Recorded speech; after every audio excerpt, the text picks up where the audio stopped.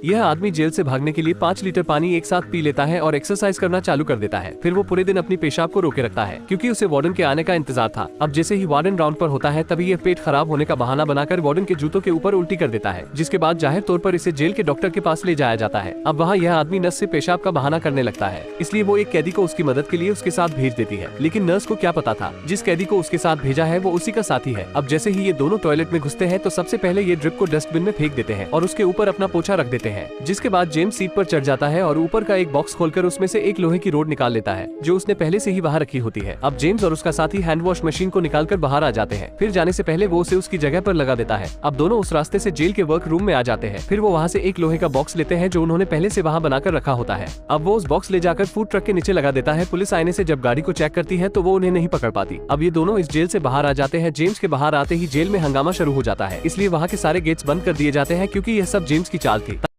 ये कैदी सिर्फ पानी पीकर जेल से भागने में कामयाब हो गया है। जब जॉन अपने साथी के साथ लकड़ी के बॉक्स को ट्रक के नीचे लगाकर छुपता है, इसके बाद दोनों जेल से भागने में कामयाब हो जाते हैं। अब ये ट्रक एक गैस स्टेशन पर जाकर रुकता है। तभी ये दोनों उस लकड़ी के बॉक्स को हटाकर बाहर निकल जाते हैं, जहाँ पास ही में एक गाड़ी खड़ी होती है और यह उसमें जाकर बैठ जाते हैं, जिसे एक लड़की चला रही थी जो इन्हीं की साथी थी। इधर जेल में इनका एक और आदमी होता है जो खाली नहीं बैठा था। वो जेल में हंगामा करने के लिए अपने सामने वाले आदमी को उकसाने लगता है। तभी कैंटीन में हंगामा हो जाता है। अब सब कैदी इसका फायदा उठाकर वहाँ के गार्ड्स को मारने लगते हैं। तभी एक गार्ड्स ये देखकर इमरजेंसी अलार्म बजा देता है, जिसे सुनकर वहाँ का वार्डन जेल के सारे गेट्स बंद कर देता है। अब यहाँ के कैदी गार्ड्स को बंधक बना लेते हैं और उनके बदले वार्डन से कुछ डिमांड करने लगते हैं। जब वार्डन डिमांड नहीं मानता तब वो सारे सीसीटीवी कैमरे को आलू से कवर कर देते हैं। फिर वो फॉइल और प्लेट को लेकर सारी खिड़कियों को सील करने लगते हैं। ये देख वार्डन को कुछ समझ नहीं आता कि आखिर ये सब क्या हो रहा है। एक पुलिस वाला इधर और सिक्योरिटी बुलाने के लिए कॉल लगाता है, लेकिन वार्डन मना कर देता है क्योंकि उसे अपनी नौकरी बचानी थी। लेकिन उसे क्या पता था कि बाहर उसके कैदी एक बड़ी चोरी को अंजाम देने वाले हैं। कैदी पानी की मदद से जेल से भागने में कामयाब हो गया। अब जॉन के साथ ही कुछ कॉकरोच लेते हैं और उन पर ये लड़की कलर करने लगती है,